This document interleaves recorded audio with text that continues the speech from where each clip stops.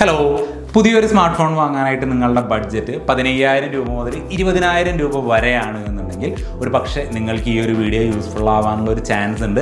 Anyway 20,000 രൂപയ്ക്ക് താഴെ വില വരുന്ന 5 ഫോണുകളെ കുറിച്ചാണ് മെയിൻലി നമ്മൾ ഇന്ന് ഈ ഒരു വീഡിയോയിൽ ഡിസ്കസ് ചെയ്യുന്നത്. അതുകൂടാതെ കുറച്ച് സ്പെഷ്യൽ മെൻഷനും ഞാൻ ചെയ്തു പോകുന്നുണ്ട്.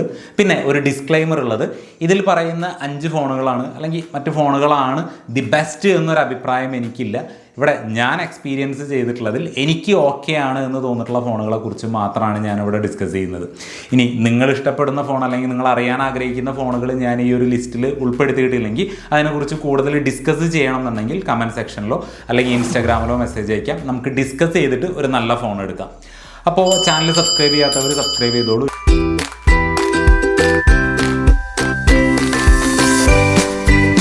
ലിസ്റ്റിൽ ആദ്യം എന്ന് പറയുമ്പോൾ അങ്ങനെ ഓർഡറോ കാര്യങ്ങളൊന്നും ഇല്ല കേട്ടോ, ഫസ്റ്റ് സെക്കൻഡ് അങ്ങനെ ഒന്നുമില്ല.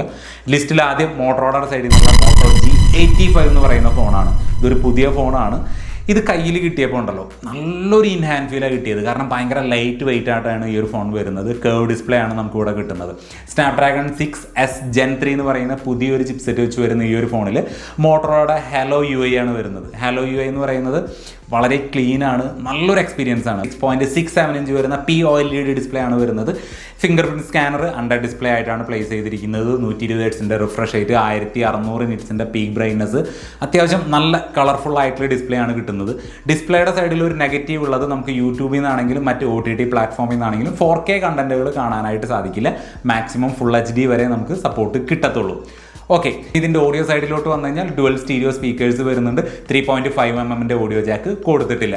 50 മെഗാ പിക്സലിൻ്റെ മെയിൻ സെൻസറും 8 മെഗാ പിക്സലിൻ്റെ അൾട്രാ വൈഡ് ആംഗിൾ സെൻസറും ആണ് കൊടുത്തിട്ടുള്ളത്. 50 മെഗാ പിക്സലിൻ്റെ മെയിൻ സെൻസർ വെച്ച് എടുക്കുന്ന ഫോട്ടോസ് അത്യാവശ്യം നല്ല കളർഫുൾ ആയിട്ടുള്ള നല്ല ഡീറ്റെയിൽ ഉള്ള ഔട്ട്പുട്ടാണ് അവിടെ നിന്ന് കിട്ടുന്നത്.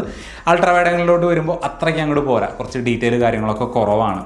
ഇനി സെൽഫിയുടെ കാര്യത്തിലോട്ട് വരുമ്പോൾ 32 മെഗാ പിക്സലിൻ്റെ ഒരു പഞ്ച് ഹോൾ ടൈപ്പ് ആയിട്ടുള്ളൊരു ക്യാമറയാണ് അവിടെ വരുന്നത്. അത്യാവശ്യം ഡീറ്റെയിൽ കാര്യങ്ങളൊക്കെ അവിടെയും കിട്ടുന്നുണ്ട്.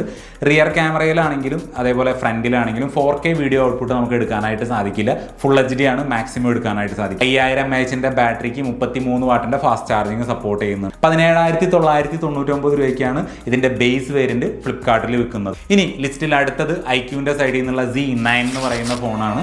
ഗെയിമിങ്, അത്യാവശ്യം വീഡിയോ എഡിറ്റിംഗ് കാര്യങ്ങളൊക്കെ നോക്കുന്ന ആളുകളുണ്ടല്ലോ, അവർക്ക് കൺസിഡർ ചെയ്യാൻ പറ്റുന്ന ഒരു iQ ഫോണാണ് iQ Z9 എന്ന് പറയുന്നത്. Dimensity 7200 എന്ന് പറയുന്ന ചിപ്സെറ്റാണ് ഇതിൽ കൊടുത്തിട്ടുള്ളത്. 6.67 ഇഞ്ച് വരുന്ന AMOLED ഡിസ്പ്ലേ, 120 ഹെർട്സിൻ്റെ റിഫ്രഷ് റേറ്റ് കാര്യങ്ങളൊക്കെ ഇവിടെയും വരുന്നുണ്ട്. 5000 mAh ബാറ്ററിക്ക് 44 വാട്ടിൻ്റെ ഫാസ്റ്റ് ചാർജിങ് ആണ് സപ്പോർട്ട് ചെയ്യുന്നത്. ഈ ഫോണിൻ്റെ ഒരു നെഗറ്റീവായിട്ട് നിൽക്കുന്നത് ഇതിൻ്റെ OS തന്നെയാണ്. ഫൺ ടച്ച് OS ആണ്. അത്യാവശ്യം ആഡ്സ്, റെക്കമെൻഡേഷൻസ്, ബ്ലോട്ട്വെയർസ് കാര്യങ്ങളൊക്കെ കുത്തി നിറച്ചിട്ടാണ് ഈ ഒരു ഫോൺ വരുന്നത്. ക്യാമറയുടെ സൈഡിലോട്ട് വന്നു കഴിഞ്ഞാൽ 50 മെഗാ പിക്സലിൻ്റെ മെയിൻ സെൻസർ, പിന്നെ 2 മെഗാ പിക്സലിൻ്റെ ആർക്കും വേണ്ടാത്ത ഒരു ഡെപ്ത് സെൻസറും കൊടുത്തിട്ടുണ്ട്. അത്യാവശ്യം ഡീറ്റെയിൽ ആയിട്ടുള്ള ഫോട്ടോസും 4K വീഡിയോ ഔട്ട്പുട്ടും നമുക്ക് ഈ ഒരു റിയർ ക്യാമറ ഉപയോഗിച്ചിട്ട് എടുക്കാൻ സാധിക്കുന്നുണ്ട്. സെൽഫിയുടെ കാര്യത്തിലോട്ട് വരുമ്പോൾ 16 മെഗാ പിക്സലിൻ്റെ സെൽഫി ഷൂട്ടറാണ് അവിടെ കൊടുത്തിട്ടുള്ളത്. ഡീസൻ്റ് ആയിട്ടുള്ളൊരു ഔട്ട്പുട്ട് തന്നെയാണ്. 4K ഔട്ട്പുട്ട് സെൽഫി ക്യാമറയിൽ നമുക്ക് എടുക്കാനായിട്ട് സാധിക്കില്ല. ഓക്കെ, ഇതിൻ്റെ പ്രൈസ് വരുന്നത് 19,999 രൂപയാണ്. അടുത്തത് റിയൽമി ഏറ്റവും പുതുതായി അവതരിപ്പിച്ച P സീരീസിലെ P1 Pro എന്ന് പറയുന്ന ഫോണാണ്. അത്യാവശ്യം നല്ല ഫോൺ തന്നെയാണ് കേട്ടോ. ഇതിൻ്റെ നെഗറ്റീവായിട്ട് നിൽക്കുന്നത് ഇതിൻ്റെ ആഡ്സ്, റെക്കമെൻഡേഷൻസ് കാര്യങ്ങളൊക്കെ തന്നെയാണ്. ഇതിൽ കൊടുത്തിരിക്കുന്നത് സ്നാപ്ഡ്രാഗൺ 6 Gen 1 ചിപ്സെറ്റാണ്.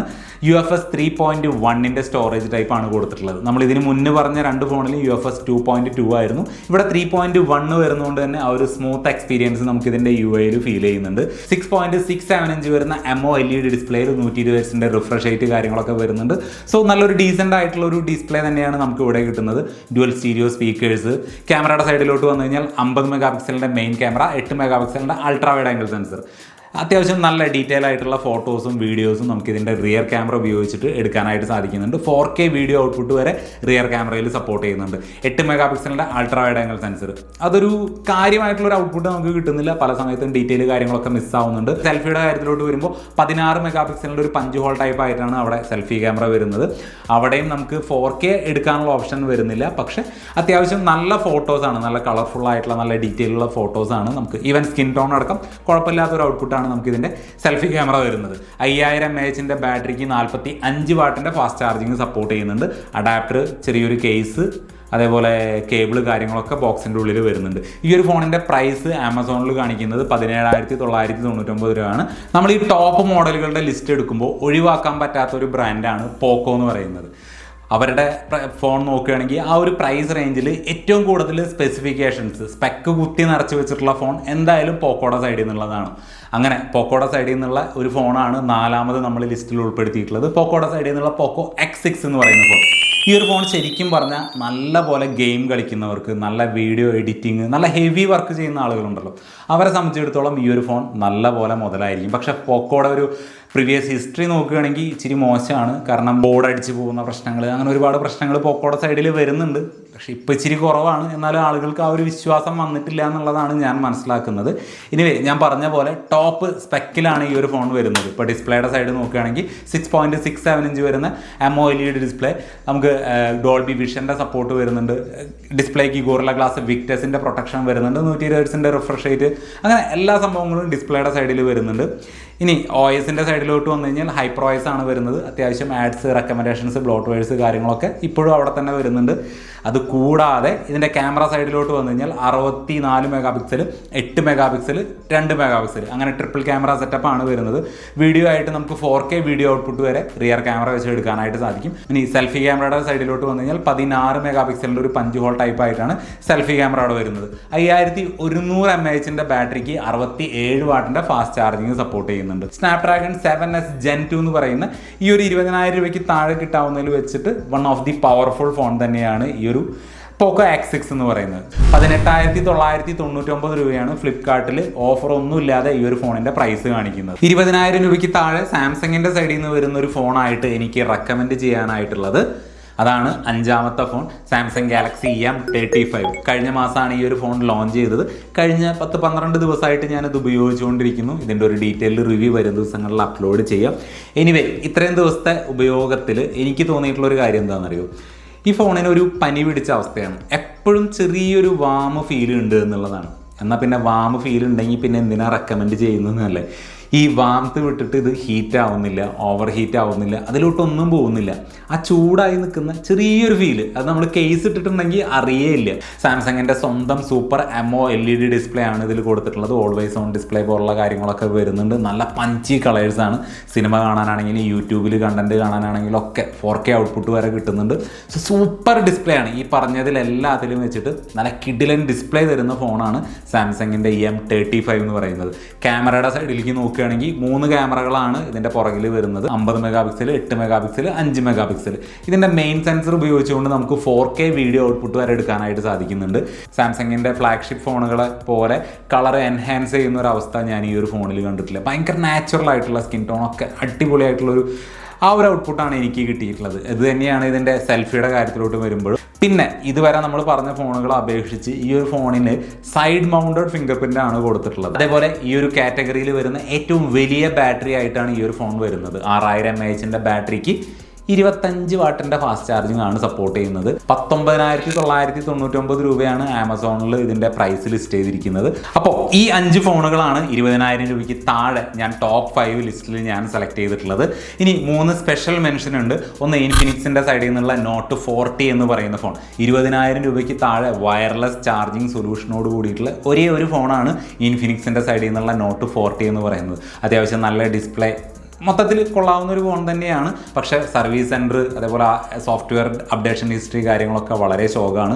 അതുകൊണ്ടാണ് ഞാൻ ഈ ഒരു ഫോൺ ടോപ്പ് 5 ആഡ് ചെയ്യാണ്ടിരുന്നത്. അതേപോലെ റെഡ്മിയുടെ സൈഡിൽ നിന്നുള്ള റെഡ്മി നോട്ട് 13 എന്ന് പറയുന്ന ഫോൺ, ഡിമെൻസിറ്റി 6080 എന്ന് പറയുന്ന അത്യാവശ്യം കുഴപ്പമില്ലാത്തൊരു ചിപ്സെറ്റ്, 108 മെഗാ പിക്സലിൻ്റെ മെയിൻ ക്യാമറ ഒക്കെ വെച്ച് വരുന്ന ഈ ഒരു ഫോൺ 20,000 രൂപയ്ക്ക് താഴെ കൺസിഡർ ചെയ്യാൻ പറ്റുന്ന ഒരു ഫോൺ തന്നെയാണ്. പക്ഷേ ഷവോമിയുടെ സൈഡിൽ നിന്ന് തന്നെയുള്ള പോക്കോ X6 എന്ന് പറയുന്ന ഫോൺ അവിടെ ഉള്ളപ്പോൾ പിന്നെ നമുക്ക് വേറൊരു ഷവോമിയുടെ ഫോൺ ആ ഒരു റേഞ്ചിലേക്ക് വേണ്ടാന്ന് വിചാരിച്ചു.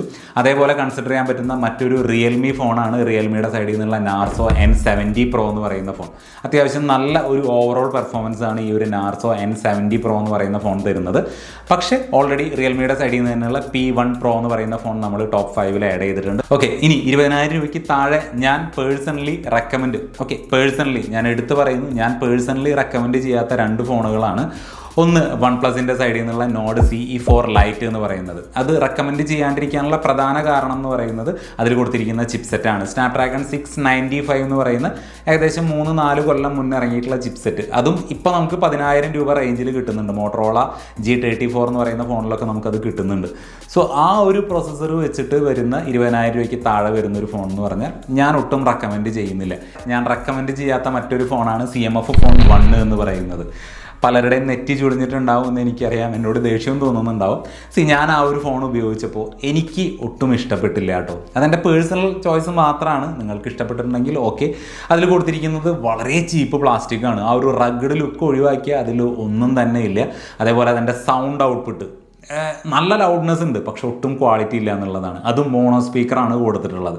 ക്യാമറയുടെ കാര്യത്തിൽ ഇപ്പോൾ നല്ല പട്ടി ചോകാണ്, പക്ഷെ അപ്ഡേഷൻ വഴി അത് ഫിക്സ് ചെയ്യും എന്നുള്ളൊരു വിശ്വാസം എനിക്കുണ്ട്. ഡിസ്പ്ലേയുടെ കാര്യത്തിലോട്ട് വന്നു കഴിഞ്ഞാൽ നമുക്ക് സൺലൈറ്റ് ഡയറക്റ്റ് വെയിലിൻ്റെ അടിയിലേക്ക് പോയി കഴിഞ്ഞാൽ അതിലുള്ള കണ്ടൻറ്റുകൾ കാണാനൊന്നും സാധിക്കില്ല.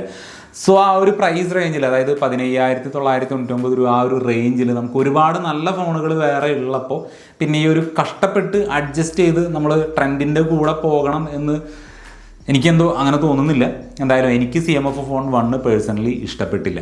സോ ഇതൊക്കെയാണ് 20,000 രൂപയ്ക്ക് താഴെ ഞാൻ വേണ്ടാന്ന് വെക്കുന്നതും ഞാൻ റെക്കമെൻഡ് ചെയ്യുന്നതുമായിട്ടുള്ള ഫോണുകൾ. ഇതിൽ നിങ്ങളുടെ ഫേവറേറ്റ് ഫോൺ ഏതാണ്, അല്ലെങ്കിൽ ഞാൻ ഇതിൽ ഉൾപ്പെടുത്താത്ത ഫോൺ ഏതാണെന്നുണ്ടെങ്കിൽ തീർച്ചയായിട്ടും കമൻ്റായിട്ട് അറിയിക്കുക. തുടക്കത്തിൽ പറഞ്ഞ പോലെ നമുക്ക് ഡിസ്കസ് ചെയ്തിട്ട് നല്ല ഏതെങ്കിലും ഫോൺ എടുക്കണമെന്നുണ്ടെങ്കിൽ ധൈര്യമായിട്ട് ഇൻസ്റ്റാഗ്രാമിൽ മെസ്സേജ് അയക്കാം, നമുക്ക് ഡിസ്കസ് ചെയ്യാം. അപ്പോൾ ചാനൽ സബ്സ്ക്രൈബ് ചെയ്യാനായിട്ട് ഒന്നും കൂടി ഓർമ്മിപ്പിക്കുന്നു. അടുത്തൊരു വീഡിയോയിൽ വീണ്ടും കാണാം. Good bye.